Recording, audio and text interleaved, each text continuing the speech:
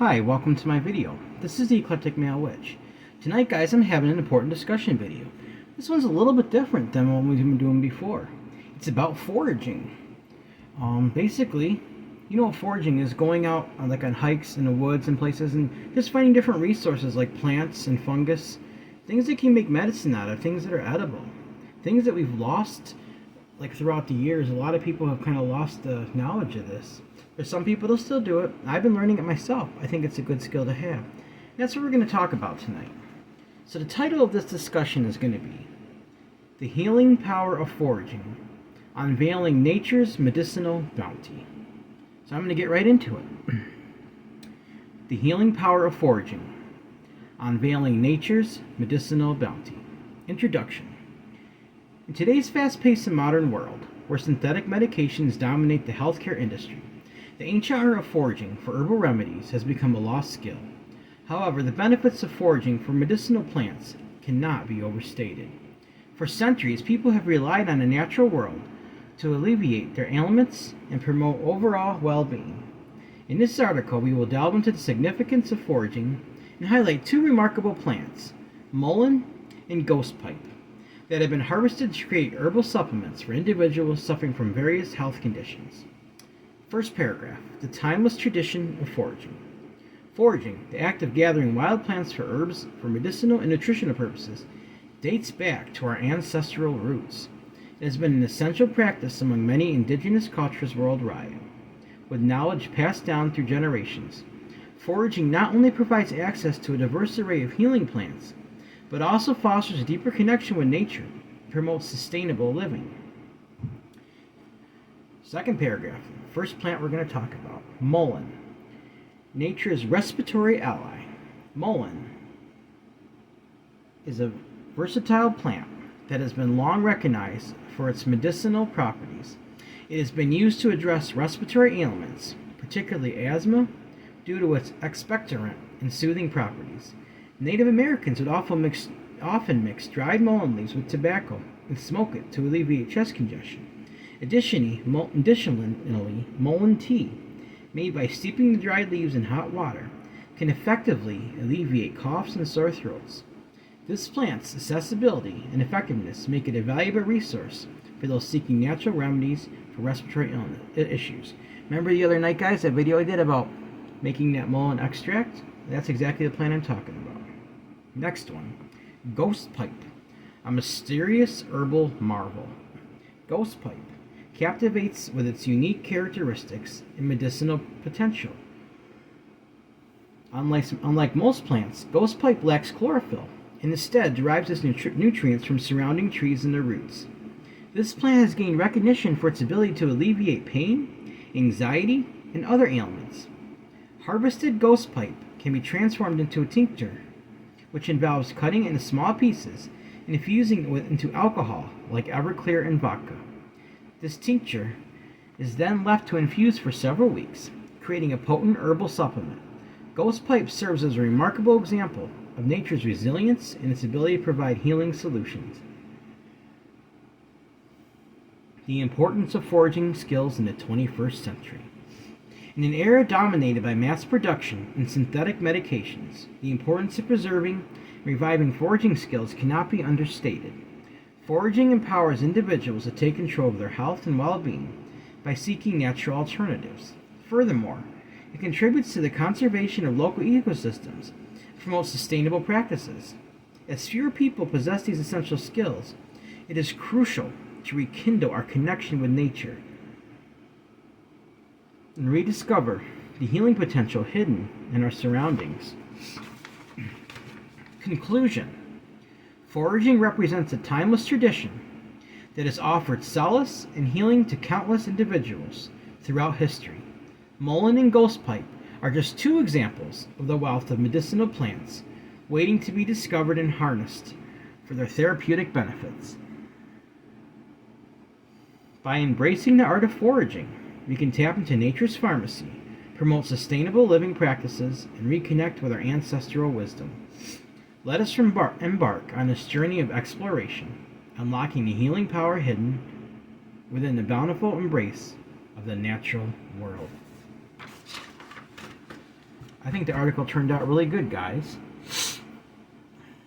And this is what we're going to discuss tonight. It's not going to be a huge discussion, but it's going to get the point across. So basically, I'm going to get right into the talking points. All right. Then I might show you some of the things I've been doing. At least a couple of the things I've been turning into herbal remedies. And another plant I just picked today when I was out doing my route earlier, because I have 2 jobs. I picked something today, and I'm going to show it to you. But first of all, we're going to get into the talking points, all right? All right. You see, in our modern world, starting with technological advances of the 20th century, like from the 19th going into the 20th, well over 100 years ago, people relied on foraging, while at the same time, they just started depending on buying things from general stores and eventually supermarkets and herbal stores for their needs. Slowly, people started forgetting about foraging and stopped teaching it to their children, which I think is really sad, while at the same time depending more and more on synthetic chemical pharmaceuticals. Think about that, guys. People forget how to take resources from nature and turn them into herbal medicines. People have forgotten that, guys. While this was going on, pharmaceutical companies were starting to make huge profits off the people, while the people were losing their natural foraging abilities. Sorry, I'm just yawning, but think about it. As these things came out more, people started depending on things, urbanization, all this other stuff, guys. People started not seeing these necessary anymore. They started becoming, instead of independent, dependent on things, dependent on herbal stores, general stores like around the turn of the century and even beyond that. Then supermarkets, and just they started buying their things. Some people still grow things in their yard, but you can't possibly grow everything you could possibly find foraging, guys. Like, seriously, like when it comes to things like ghost pipe, that's pretty rare. And from what I've been reading, you really can't transplant it because it has to have a special environment to grow. Basically, it's a parasitic plant. That's why it doesn't produce its own chlorophyll. It relies on roots from trees and dead trees and things like that. But now we're going to get into the benefits of foraging. All right. See, some of the benefits of foraging are finding medicinal plants that can help you with making herbal remedies. See, that you have available when you need them the most. You can also give them to people for gifts.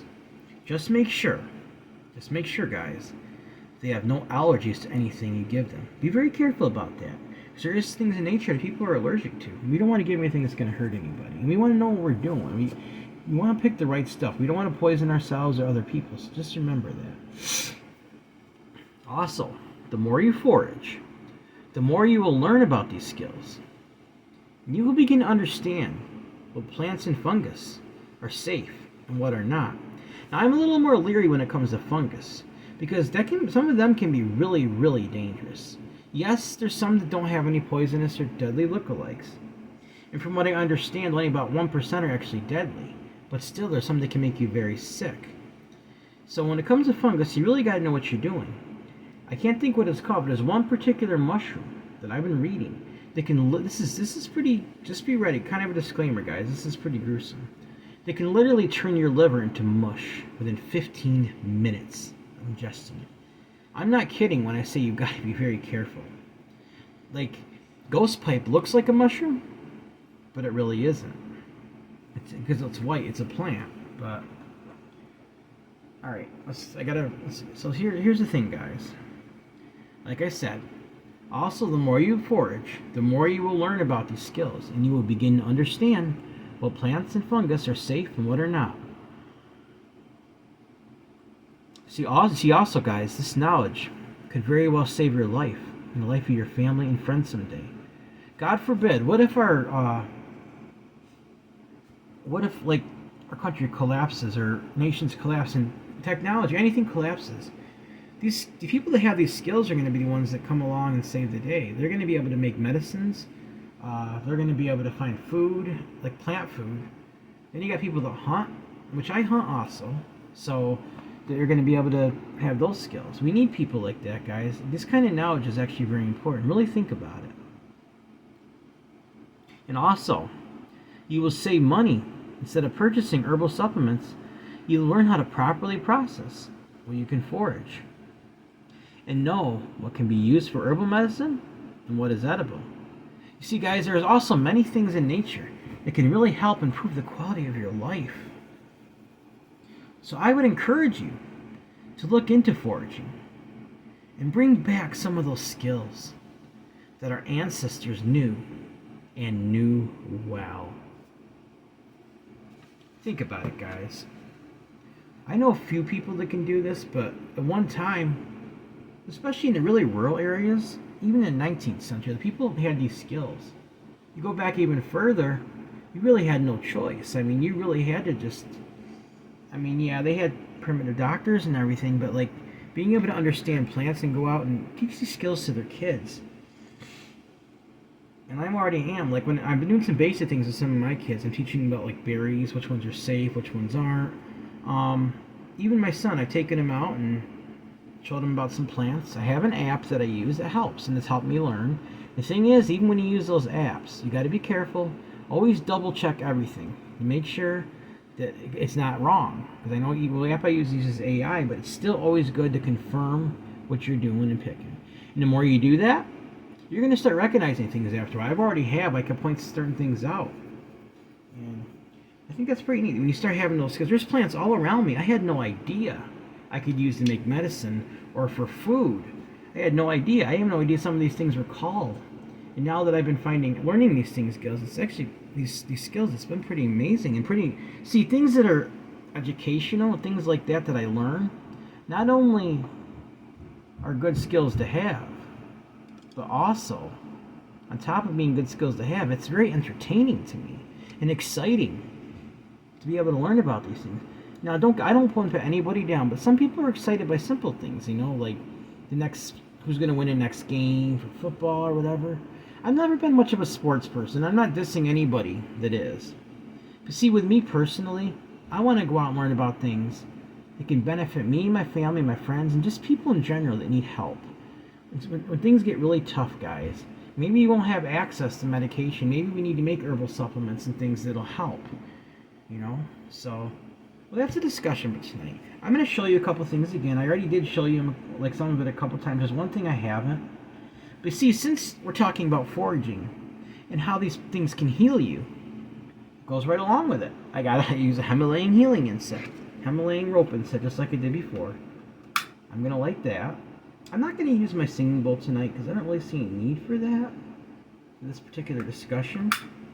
But I'm gonna light the healing incense as a reminder of the healing benefits of foraging and learning how to turn those things into herbal supplements and natural medicine, guys. I'm telling you, these skills are amazing. They're exciting, and the skills. It's very educational, and the skills you have can give you wisdom and just know what to do in situations where things get really, really bad. All right, guys. So I'm going to show you how things are going along. That one that I did the other night, the mullein extract.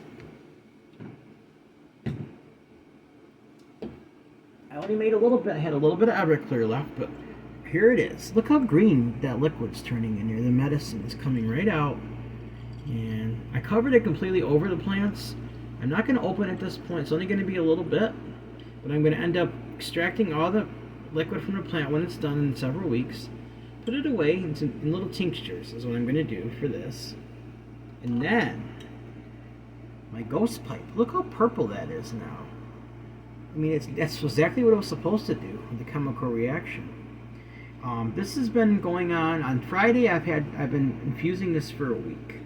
So I'm going to wait about 4 to 6 weeks, maybe 6. It just depends. It might be good in 4. Like I said, I'm using 95% Everclear alcohol, which is 190 proof.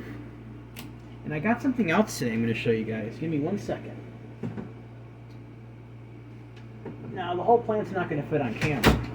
But it's something, I'll give you a clue. It's something that certain animals like. And it's something I can use for my spell work. And I can make medicine out of it in different things. Alright, when I was out doing my route today, I do papers, and I also work somewhere else, but I've had that route for a long time. This is what I found. Can you guess what it is? It's got little flowering buds on the top. It smells pretty potent. And look carefully. Try to get in focus here. If you can see, I'll just have to back it up a little bit. Look carefully at the leaves. Can you tell what this is? I know exactly what it is. I'll give you a clue. A certain animal goes crazy over it. A certain animal I have. You've seen my animal before. If you watch my videos for a while, you know what it is. Alright, I'll give it another second, and I'll tell you. Alright, it's catnip. Did you already guess that? That's what this is. The leaves are kind of small, but what I'm going to do is I'm going to harvest it, saving the buds, I'm saving the leaves, and I'm going to dry them out. Some of the leaves I'm going to give to my cat. Other ones I'm going to use to try to make some natural medicine out of, and also for my spells, because I use catnip in some of my spells, guys. So yes, I found a catnip plant.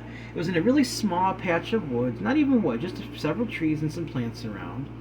And then, yep, and sure it was. Sure enough, I found the catnip plant.